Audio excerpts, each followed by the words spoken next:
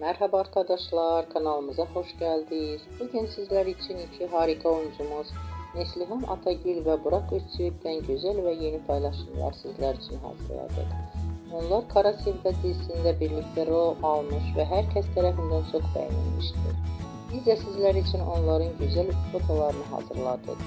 Bu videoların devamlı gelmesini istiyorsanız kanalımıza abone olup yorum yazmayı unutmayın. Hoşça kalın. Herkese teşekkürler.